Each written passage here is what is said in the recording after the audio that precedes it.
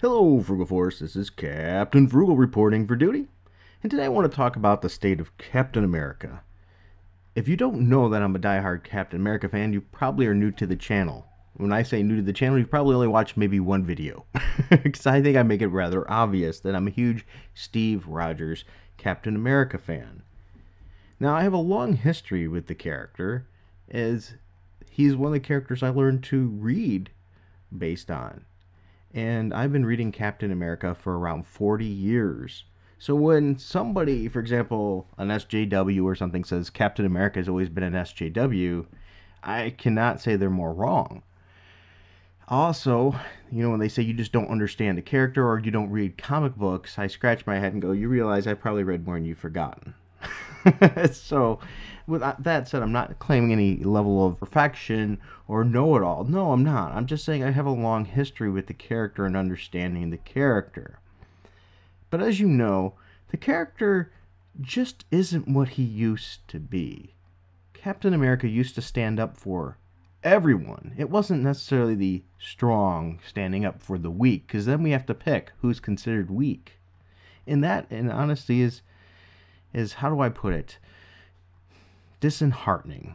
It's disrespectful. And it's something Captain America Steve Rogers would have never stood up for in the first place. He stands up for everyone to have equal opportunities. That's why he stood up for the American ideal. If they don't understand that, if a writer doesn't get that, they tend to write the character in a different way.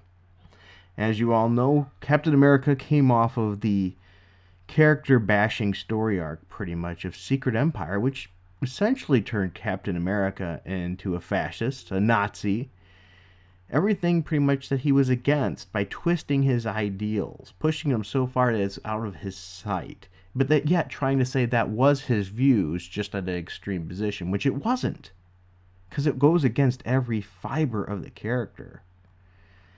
Nick Spencer pretty much took the character on his foundation and broke everything apart that was good and turned it into a wicked, bastardized version that was no longer the Steve Rogers I knew and loved.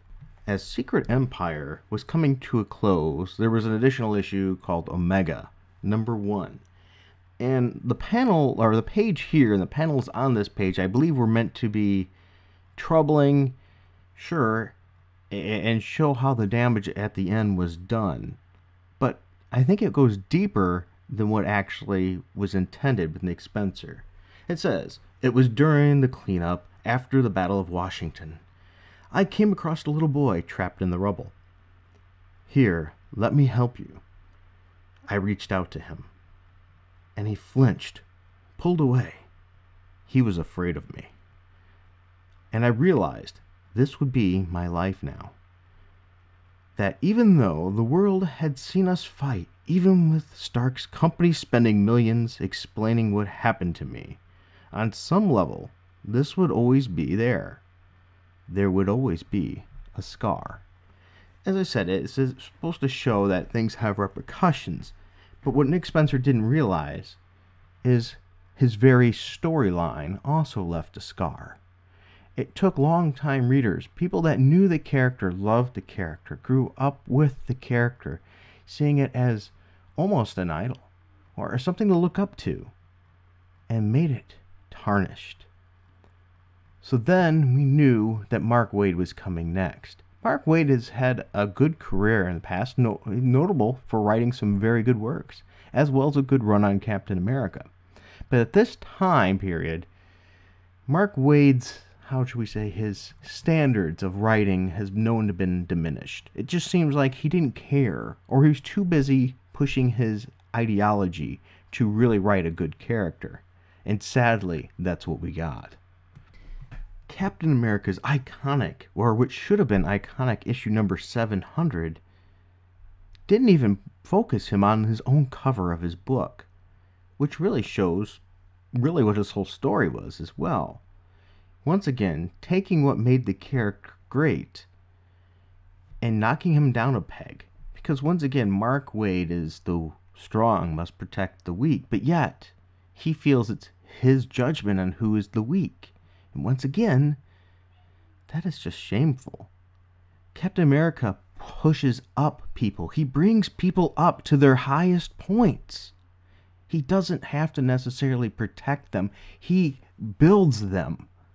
We didn't get that here.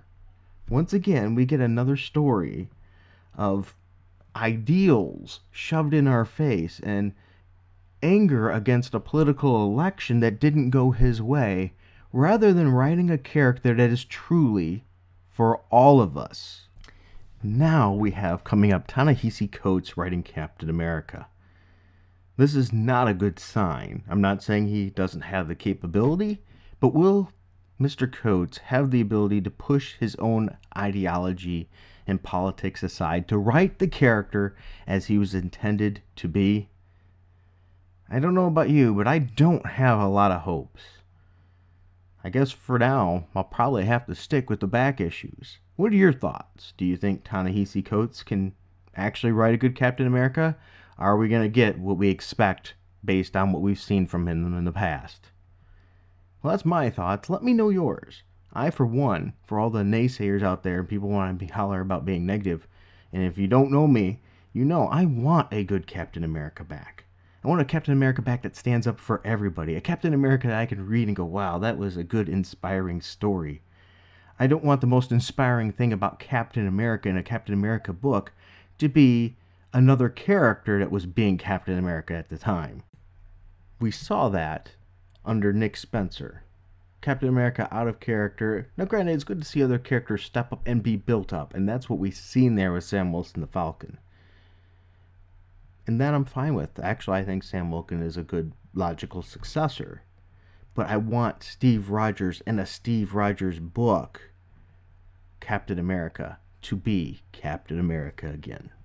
Well, I hope you enjoyed this video. If you did, please be sure to hit like and subscribe and hit that notifications bell. Now, if you're not aware, YouTube seems to hate me, so even with the notifications bell, you're not guaranteed to get notified. So what I would recommend, if you don't mind, check out the info bar below, where we have a link to our Patreon, where you can help for as little as $1 a month. We would greatly appreciate it. We thank you all for taking the time to listen and watch and share with this channel.